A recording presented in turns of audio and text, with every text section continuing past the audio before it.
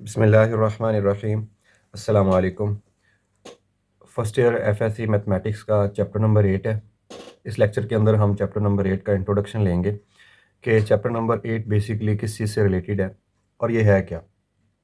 हम जानते हैं कि जो एफएससी की मैथमेटिक्स है, इसका जो नाम है वो है अलजेब्रा एंड ट्रिग्नोमेट्री। यानी इसके अंदर जो पहले 8 चैप्टर्स हैं वो किसी न किसी तरीके से अलजेब्रा से रिलेटेड हैं, और जो 9वें से लेकर 14वें तक चैप्टर्स हैं वो रिलेटेड हैं ट्रिग्नोमेट्री से। तो इस तरह से अलजब्रे का आखिरी चैप्टर चैप्टर नंबर 8 कि जिसके अंदर मैथमेटिकल इंडक्शन और बाइनोमियल थ्योरम के बारे में हमने पढ़ना है। What is mathematical induction, what is binomial theorem, मैं इसकी डिटेल आपको बताता हूँ और फिर उसके बाद बताऊँगा कि इस चैप्टर के अंदर जो 3 एक्सरसाइजेज़ हैं वो किस चीज़ से रिलेटेड है, उनके अंदर किस चीज़ की प्रैक्टिस हमने करनी है। बाइनोमियल थ्योरम, इसके 2 पोर्शन हैं इस चैप्टर के। पहला है मैथमेटिकल इंडक्शन और दूसरा है बाइनोमियल थ्योरम। मैथमेटिकल इंडक्शन एक ऐसा मेथड होता है कि जिसके अंदर हम किसी भी प्रपोजिशन को, जो कि कोई भी मैथमेटिशियन या प्रपोज करते हैं हम प्रपोजिशन, उस प्रपोजिशन को प्रूफ करना हो, किसी फार्मूले की जनरल स्टेटमेंट को प्रूफ करना हो, क्या ये फार्मूला वैलिड है या नहीं valid for all positive integer values, या किसी स्टेटमेंट मैथमेटिकल स्टेटमेंट हो उसकी वैलिडिटी चेक करनी हो थोड़े टाइम के अंदर। अगर आप ये चेक करना चाहते हो कि क्या हमारा जो फार्मूला है, स्टेटमेंट है या प्रपोजिशन है वो ठीक है या नहीं, तो हम एक ऐसी मेथड को यूज़ करते हैं कि जो हमें जस्ट 3 स्टेप के अंदर और 2 कंडीशंस को सेटिस्फाई करवाते हुए हमें बता देता है क्या आपकी जो स्टेटमेंट है, फार्मूला या प्रपोजिशन है वो ठीक है या नहीं फॉर पॉजिटिव इंटीजर वैल्यूज़। तो ये मैथमेटिकल इंडक्शन वैलिड कब होता है, मैं यहाँ पे एक दफ़ा फिर लिख देता हूँ कि ये पॉजिटिव इंटीजर वैल्यूज़ जिनको हम नेचुरल नंबर्स बोलते हैं, ये उन वैल्यूज़ के लिए वैलिड है। समटाइम ऐसा भी होता है कि हम होल वैल्यूज़, जो होल नंबर्स होते हैं जिसके अंदर ज़ीरो इंक्लूड हो जाता है, इनके लिए भी हम वेरीफाई करते हैं, तो ये उनको भी मैथमेटिकल इंडक्शन हैंडल करता है। अब मैथमेटिकल इंडक्शन आज से तकरीबन कोई 500-600 साल पहले फ्रांसिस्को मोरोलिको एक मैथमेटिशियन था, उसका काफ़ी कंट्रीब्यूशन है मैथ के अंदर। तो उसने ये मेथड निकाला था और सबसे पहले जो एग्ज़ाम्पल उसने सॉल्व की थी वो थी ऑड नंबर्स के बारे में। उसका कहना ये था कि आप ऑड नंबर लें, जितनी ऑड नंबर्स की तादाद होगी, शुरू वाले ऑड नंबर्स लें पॉजिटिव, जितनी उनकी तादाद होगी वो उतने ही नंबर के स्क्वायर के इक्वल उसका सम होगा। कैसे? कहता अगर पहले आप 2 ले लें ऑड नंबर्स, 2 ऑड नंबर लेंगे तो ये 2 का स्क्वायर यानी कि 4 बन जाएगा। कहता अगर आप पहले 3 ऑड नंबर ले लें तो इसका जो सम है, क्योंकि ये 3 वैल्यूज़ हैं तो ये 3 के स्क्वायर के इक्वल आ जाएगा व्हिच इज़ 9। और कहता है कि अगर आप पहले 4 ऑड नंबर ले लें, उसका सम लें, क्योंकि उनकी तादाद 4 है तो वो 4 के स्क्वायर के इक्वल होगी यानी कि 16 होगी। हम ऐड करके देखते हैं, 7 5 12, 3 15 और 1 16, 16 होगी। फिर कहता है कि आप ऐसा करें कि पहले 5 जो ऑड नंबर्स हैं वो ले लें, 1 2 3 4 और ये 5 पहले ऑड नंबर है, इनको हम सम अप करते हैं तो पता चलता है कि ये 5 के स्क्वायर जो कि 25 के इक्वल है। अब उसने एक जनरल इसका मेथड निकाला, कहता कि आप जितनी तादाद लेंगे ना ऑड नंबर्स की, 1 3 5 7 9 11 13, जितनी उनकी तादाद बनेगी उतनी ही तादाद का, फॉर एग्जांपल n है तो n का स्क्वायर आ जाएगा। ठीक है, तो ये एक जनरल प्रोपोजिशन थी। जब उसने कहा कि हम इसको मैथमेटिकल इंडक्शन के ज़रिए से सॉल्व कर सकते हैं, तो ये एक फार्मूला वैलिड बन गया। फिर उसके बाद आइलर साहब आए। आइलर ने बताया कि कुछ ऐसी एग्जांपल्स होती हैं कि जो जनरल स्टेटमेंट को वेरीफाई नहीं करती, यानी वो भी मैथमेटिकल इंडक्शन को सपोर्ट करने आया था कि ये मेथड बिल्कुल ज़बरदस्त है, हम इसके ज़रिए बजाय उलझने के या बहुत लंबी कैलकुलेशंस करने के, जैसे कि ये मैंने वेरीफाई करके दिखाया है। तो आइलर के मुताबिक इन सारे झंझटों से बचने के लिए हम मैथमेटिकल इंडक्शन के जो 2 कंडीशंस हैं और 3 स्टेप हैं, अगर हम उनको फॉलो करें तो बहुत जल्दी हम निकाल सकते हैं इसकी वैलिडिटी के बारे में अपनी राय, क्या वो वैलिड है या नहीं।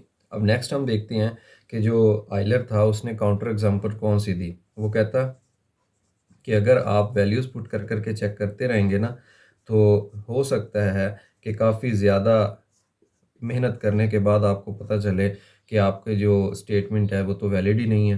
तो फिर बेहतर यही है कि आप सबसे पहले मैथमेटिकल इंडक्शन के ज़रिए अपनी जो स्टेटमेंट है उसकी वैलिडिटी देखें और उसके बाद नेक्स्ट उसको प्रपोज़ कर दें या नेक्स्ट उसको वैलिड कंसीडर करें।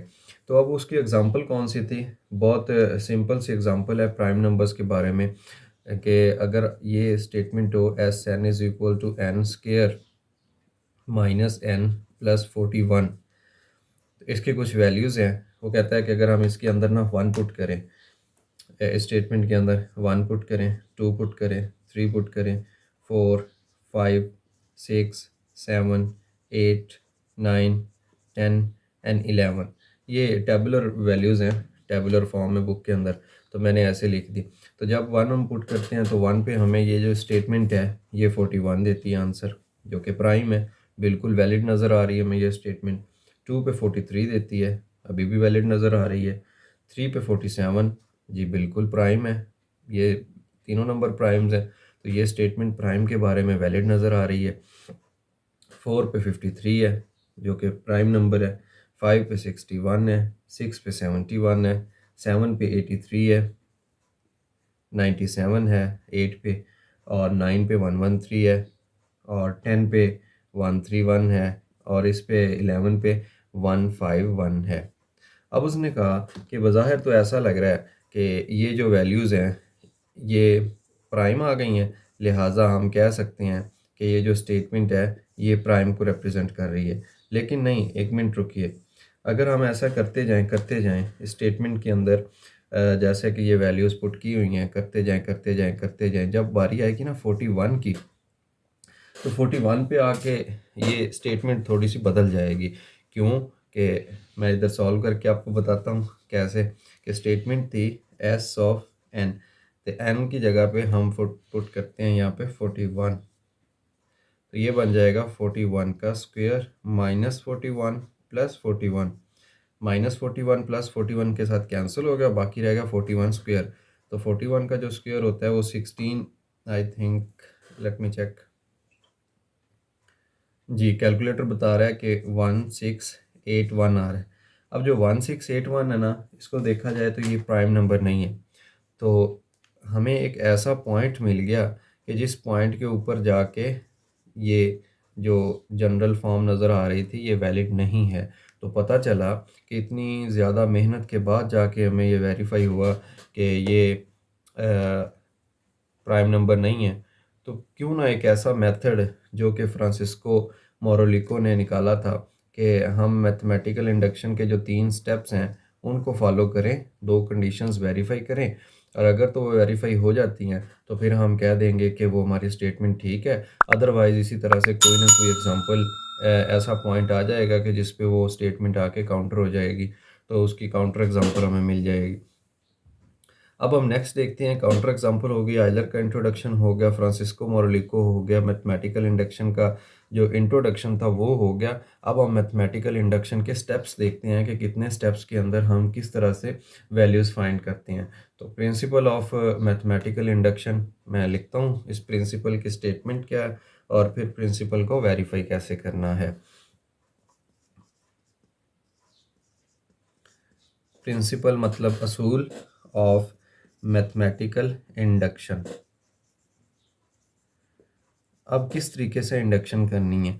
अब मैं इसको जो खुद से डिवाइड करता हूँ 3 स्टेप्स के अंदर। मैं कहता हूँ कि इसका हम कहते हैं स्टेप नंबर 1, फिर मैं एक दफ़ा लिख लूँ स्टेप नंबर 2, और फिर हम एक इसकी एग्ज़ाम्पल भी देखेंगे स्टेप नंबर 3। तो ये 3 स्टेप हैं। 3 स्टेप के अंदर हम 2 कंडीशंस को चेक करते हैं। सबसे पहला नंबर पे हम कंडीशन नंबर 1 देखते हैं। अब कंडीशन 1 क्या है? कंडीशन 1 ये है कि जो भी स्टेटमेंट आप प्रूफ करना चाह रहे हैं उसके अंदर आप जो वेरिएबल है, वेरिएबल सपोज जैसा कि हमने इस पार्ट के अंदर n लिया, इधर भी n यूज़ कर रहे थे, तो हमने क्या करना है, स्टेप नंबर 1 कंडीशन 1 के अंदर कि हमने n को रिप्लेस कर देना है 1 से। अब 1 का मतलब ये है कि जो अगर हम बात कर रहे हैं नेचुरल नंबर्स की, तो जो इसकी लोएस्ट वैल्यू है 1, उस पे चेक करना है। अगर हमें बता दिया जाएगा पहले, अगर हम होल नंबर की डिस्कस कर रहे हैं तो फिर ज़ीरो भी हम पुट कर सकते हैं। और अगर स्टेटमेंट के अंदर कोई कंडीशन है लेस देन, ग्रेटर देन या किसी भी किस्म की कोई कंडीशन लगा दी गई है, तो फिर जो उसकी लोएस्ट वैल्यू होगी हम उस पे चेक करेंगे कंडीशन नंबर 1 को। ठीक है, तो जनरल हम लिख सकते हैं कि n इक्वल टू 1 पुट करना है फॉर नेचुरल नंबर्स। तो ये हमारी कंडीशन 1 है, स्टेप नंबर 1 है। अगर तो लेफ़्ट और राइट सेम आ जाएं, हमारी n इक्वल टू 1 पुट करने से लेफ़्ट और राइट साइड सेम आ जाएं, left hand side and right hand side, तो फिर हम नेक्स्ट प्रोसीड करेंगे स्टेप नंबर 2 की तरफ। स्टेप नंबर 2 क्या है? स्टेप नंबर 2 कंडीशन नहीं है, ये एक जनरल प्रोपोजिशन है, तो मैं इसका नाम लिख देता हूँ सपोजिशन। चलें हम कह देते हैं सपोजिशन। ये सपोज करना है हमने। सपोज क्या करना है? सपोज ये करना है कि जो स्टेटमेंट है वो वैलिड है n is equal to k। अब k कोई भी खुद से हमने रैंडम एक वेरिएबल इंट्रोड्यूस करवा दिया या कोई वैल्यू है, हमें नहीं पता कौन सी है वो, उसके ऊपर हमने कह दिया कि ये वैलिड है। सपोज कर रहे हैं कि n इक्वल टू k के ऊपर हमारी स्टेटमेंट वैलिड है, और इसको किसी भी इक्वेशन का नंबर दे दें या कोई भी निशानी लगा लें। अब क्योंकि यहाँ पे हमने k रखा है, ठीक है, n इक्वल टू k, तो जो कंडीशन नंबर 2 है ना, C2 इसको बोल लें, कंडीशन नंबर 2 स्टेप 3 में वो ये कहती है कि आपने जो नंबर प्रीवियस स्टेप में सपोज किया है उससे अगला नंबर निकलता है उसमें एक ऐड करके, तो उससे अगले नंबर पे स्टेटमेंट को चेक करें। अगर स्टेटमेंट उसके अगले नंबर पे भी वेरीफाई कर रही हो, यानी कि हमारे k प्लस 1 पुट करने से वो हमारी सपोजिशन जैसी ही बन रही हो, तो मैं लिख देता हूँ same as our supposition. Our supposition का मतलब है स्टेप 2। स्टेप 2 जैसी अगर नज़र आ रही हो तो हम कह देंगे कि हमारा जो फार्मूला है, स्टेटमेंट है या प्रपोजिशन है वो वैलिड है। और अगर सेम ना आए हमारे सपोजिशन के, तो हम कह देंगे कि ये वैलिड नहीं है। बट इन दोनों स्टेप से पहले हमने उसको लोएस्ट वैल्यू पे चेक करना है, क्या लेफ़्ट और राइट सेम दे रही है वैल्यू या नहीं दे रही। तो ये हमारा छोटा सा एक प्रिंसिपल मैथमेटिकल इंडक्शन है कि जिसके ज़रिए हम वेरीफाई कर लिया करते हैं अपने मैथमेटिकल इंडक्शन के स्टेप्स देखे। 2 कंडीशंस हैं और 3 स्टेप्स थे, तो हमें पता चल गया कि हमारा जो फार्मूला वैलिड है या नहीं। नेक्स्ट हमारा जो इसके बाद वाला टॉपिक है या चैप्टर का दूसरा पोर्शन है वो है बाइनोमियल थ्योरम। अब बाइनोमियल थ्योरम की 2 एक्सरसाइजेज हैं, एक 8.2 है और एक 8.3 एक्सरसाइज है। कैसे है बाइनोमियल थ्योरम, होता क्या है बाइनोमियल, खुद बजाते खुद क्या है बाइनोमियल, कोफिशिएंट क्या है, उसके बारे में आपको बताता हूँ। हमने पढ़ा a plus B whole square. अब अगर उसके साथ कोई वेरिएबल ले आए, यानी हम कह दें कि a प्लस एक्स, हम कह दें x माइनस 2y, या हम कह दें a x प्लस बी, इस तरह का कोई भी एक्सप्रेशन आ जाए, क्योंकि इनके अंदर 2 वैल्यूज़ हैं तो हम इसको बाइनोमियल बोलेंगे, बाइनोमियल।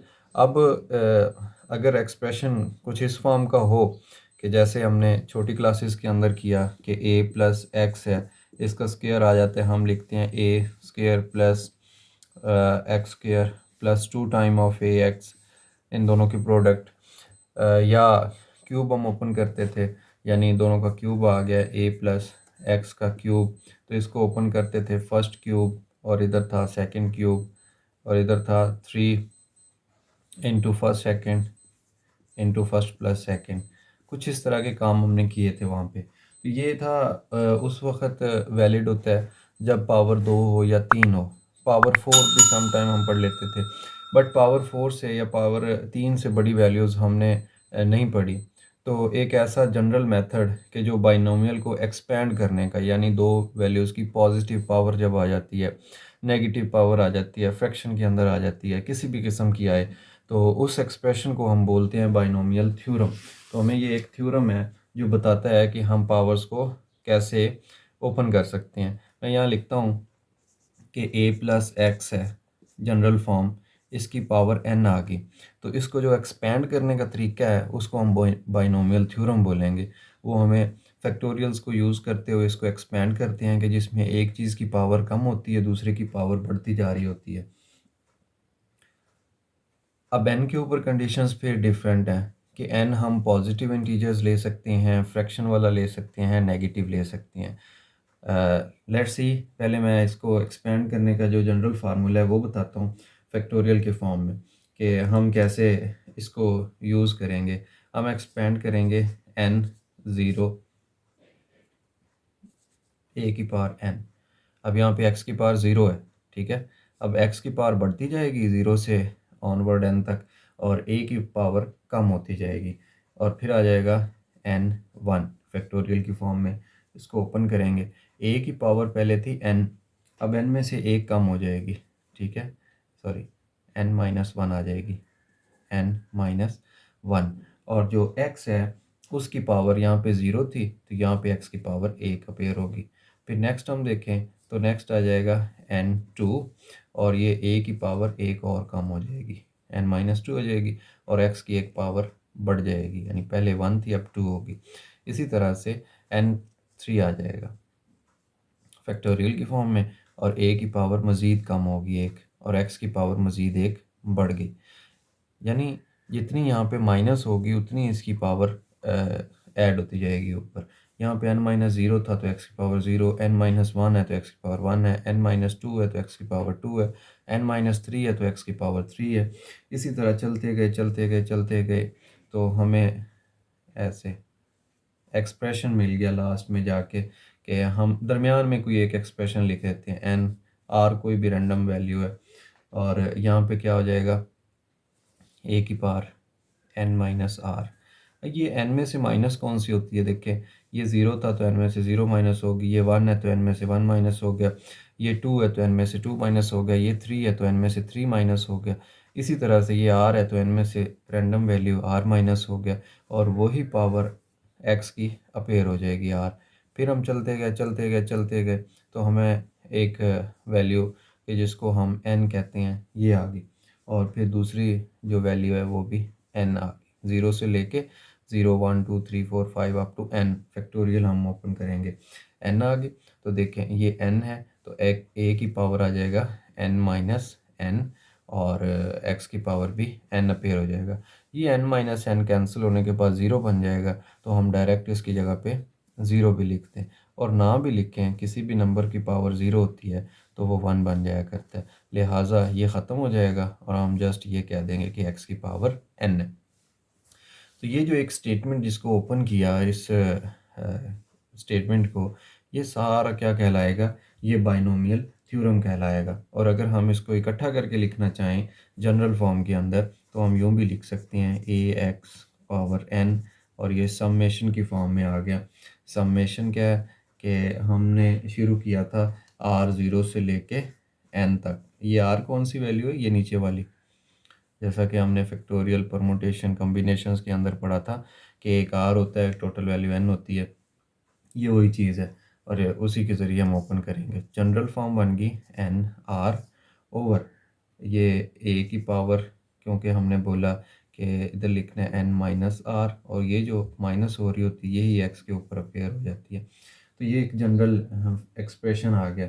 a और b जो इसके अंदर है, a और x है, सॉरी b नहीं है, इसके अंदर x लिया हमने, ये रियल कोफिशिएंट रियल नंबर्स हैं और जो फैक्टोरियल है ये सारा ये वाला, इसको एक्सपेंड करें तो ये चीज़ बनती है, इसको हम बोलते हैं बाइनोमियल कोफिशिएंट।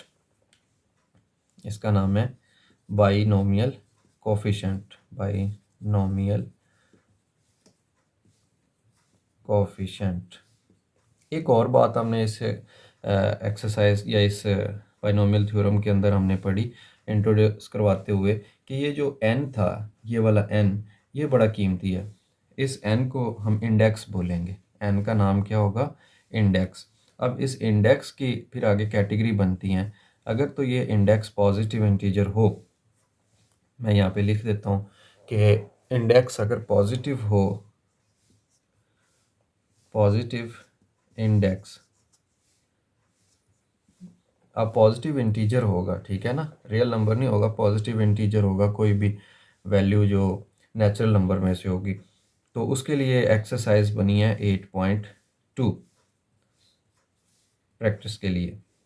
और अगर जो इंडेक्स है वो अदर देन पॉजिटिव इंटीजर हो, अदर देन पॉजिटिव मतलब कि इंडेक्स नेगेटिव आ गया, ठीक है, इंडेक्स फ्रैक्शन में आ गया, इंडेक्स डेसिमल में आ गया, इस तरह का कोई भी केस आ जाता है तो उसके लिए हम प्रैक्टिस करेंगे एक्सरसाइज नंबर 8.3 के अंदर कि इसको कैसे एक्सपेंड करना है बाइनोमियल थ्योरम यूज़ करते हुए। तो ये है जनाब 3 एक्सरसाइज का इंट्रोडक्शन और इस चैप्टर का इंट्रोडक्शन। दोबारा बता देता हूँ, चैप्टर के 2 पोर्शन थे, एक मैथमेटिकल इंडक्शन था, दूसरा बाइनोमियल थ्योरम था।